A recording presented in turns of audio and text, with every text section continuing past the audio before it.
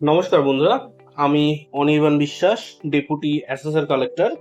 সামনে আমাদের RRB NTPC exam আছে, তাই সেই ওরিয়েন্টেড কিছু ইম্পর্টেন্ট কোশ্চেন হিস্ট্রি নিয়ে আমি এসেছি তোমাদের সাথে ডিসকাস করার জন্য। তো চলো বন্ধুরা, সময় নষ্ট না করে শুরু করা যাক। The grand old man of India, এটা কাকে বলা হয়? তো এর উত্তর হবে বন্ধুরা দাদাভাই নৌরোজি। এই যে উপাধি আছে grand old man of India, এটা একজন মহান স্বাধীনতা সংগ্রামীর প্রতি ভালোবাসা এবং সম্মানসূচক উপাধি ছিল। তো দাদাভাই নৌরোজি ছিলেন প্রথম ভারতীয় যিনি ব্রিটিশ পার্লামেন্টের সদস্য হিসেবে নির্বাচিত হন। উনি ড্রেন অফ ওয়েলথ তত্ত্বের প্রবর্তক এবং আইএনসির 3বার সভাপতি হয়েছিলেন, তাই এই উপাধি ওনার সাথেই যুক্ত। অপশন 2, লাল বাহাদুর শাস্ত্রী। ইনি ছিলেন আমাদের ভারতের দ্বিতীয় প্রধানমন্ত্রী। জয় জওয়ান জয় কিষান স্লোগানের জন্য খ্যাত, কিন্তু এই উপাধি তার নয়। ডক্টর রাজেন্দ্র প্রসাদ ভারতের প্রথম রাষ্ট্রপতি, কিন্তু গ্র্যান্ড ওল্ড ম্যান নন। বিপিন চন্দ্র পাল, ইনি স্বদেশী আন্দোলনের প্রবক্তা। ত্রৈমূর্তি লাল বাল পালের একজন, কিন্তু এই উপাধি তার নয়। Who was awarded the Kaiseri Hind in 1915 by Lord Hardinge of Penshurst for his contribution to ambulance services in South Africa? তো বন্ধুরা, কাইজারি হিন্দ মেডেল ছিল ব্রিটিশ শাসনের অধীনে দেওয়া একটি সম্মাননা, সাধারণত জনসেবা এবং সমাজসেবায় অবদানের জন্য। বাল গঙ্গাধর তিলক ছিলেন চরমপন্থী নেতা, ব্রিটিশ বিরোধী, তাই এই সম্মান তার জন্য নয়। মহাত্মা গান্ধী, ইনি দক্ষিণ আফ্রিকায় অ্যাম্বুলেন্স কর্পস গঠন করে অসামান্য মানব সেবা করেছিলেন, তাই তিনি এই পদকটি পান। সুভাষচন্দ্র বোস ছিলেন চরমপন্থী জাতীয়তাবাদী, ব্রিটিশদের বিরোধী, কিন্তু এই উপাধি ওনার নয়। মোহাম্মদ ইকবাল ছিলেন উর্দু কবি এবং টু নেশন থিওরির প্রবক্তা, কিন্তু এই সেবার জন্য পরিচিত নন।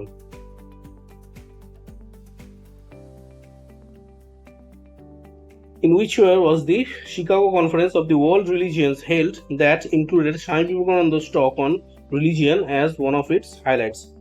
তো বন্ধুরা, এটা হবে 1893 সাল। 1893 সালের 11 সেপ্টেম্বর শিকাগো ধর্ম মহাসভায় স্বামী বিবেকানন্দের sisters and brothers of America ভাষণ বিশ্বজুড়ে সাড়া ফেলে দিয়েছিল। দ্য ফার্স্ট কটন মিল, এটা হবে বন্ধুরা বোম্বে। ভারতে আধুনিক শিল্প বিপ্লবের সূচনা হয় বোম্বে শহরে। সেখানে 1854 সালে প্রথম কটন স্পিনিং মিল গঠিত হয়। আচ্ছা, দিল্লিতে কোনো টেক্সটাইল শিল্প ছিল না। মাদ্রাস একটি শিল্প এলাকা হলো কটন মিলের সূচনা এখানে নয়। আর ক্যালকাটা, এখানে ছিল জুট মিল, কিন্তু কটন ছিল না। 19th century, the Satnami movement in central India was founded by. বন্ধুরা, সাতনামি মুভমেন্ট ছিল এক সামাজিক ও ধর্মীয় আন্দোলন যা আনটাচেবিলিটি এবং সোশ্যাল ডিসক্রিমিনেশনের বিরুদ্ধে। তো অপশন 4টাই বলছি বন্ধুরা। গুরু ঘাসিদাস ছিলেন এর প্রতিষ্ঠাতা, মধ্যপ্রদেশ এবং ছত্তিশগড়ের। অপশন 1, হরিদাস ঠাকুর ছিলেন বৈষ্ণব প্রচারক, বাংলা ও উড়িষ্যা এলাকায়। কেশবচন্দ্র সেন ব্রাহ্ম আন্দোলনের সঙ্গে যুক্ত। আর নারায়ণ গুরু ছিলেন কেরালার সমাজ সংস্কারক।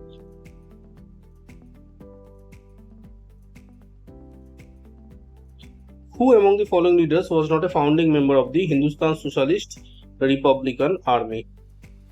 বন্ধুরা, হিন্দুস্তান সোশ্যালিস্ট রিপাবলিকান আর্মি প্রতিষ্ঠিত হয়েছিল 1928 সালে। এর লক্ষ্য ছিল ব্রিটিশ শাসনের বিরুদ্ধে সশস্ত্র আন্দোলন। অপশন 1, অজয় ঘোষ ছিলেন ভারতের কমিউনিস্ট আন্দোলনের নেতা এবং কিছুদিন এইচএসআর এর সঙ্গেও যুক্ত ছিলেন। যতীন দাস ছিলেন এইচএসআর এর সদস্য এবং ভগৎ সিং এর সহকর্মী, অনশন করে মারা যান লাহোর জেলে। ভগৎ সিং ছিলেন এই সংগঠনের প্রধান মুখ, তাই তার হাত ধরেই নাম হয় সোশ্যালিস্ট রিপাবলিকান। বদরুদ্দিন তায়েবজি ছিলেন একজন আইনজীবী এবং ভারতীয় জাতীয় কংগ্রেসের 3য় সভাপতি। তিনি এইচএসআর এর সঙ্গে কোনোভাবেই যুক্ত ছিলেন না, অতএব এইটা হবে রাইট অ্যান্সার এখানে।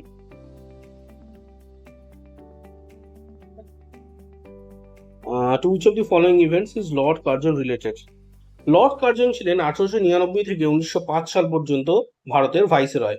তার সময় বেশ কিছু বিতর্কিত পদক্ষেপ নেওয়া হয়েছিল, যেমন পার্টিশন অফ বেঙ্গল, যেটা 1905 সালে। এটি ছিল তার সবচেয়ে বিতর্কিত পদক্ষেপ, যার ফলে দেশব্যাপী বিক্ষোভ শুরু হয়। ডুরান্ড কমিশন, এটি হয়েছিল 1893 সালে ব্রিটিশ ভারতের সীমা নির্ধারণের জন্য। কার্জন তখন ভাইসরয় ছিলেন না। ভুটান ওয়ার এটি 1864 সালের ঘটনা, কার্জন তখন ছিলেন না। আর বাজেট সিস্টেম এটি ভারতে প্রথম শুরু হয় 1860 সালে।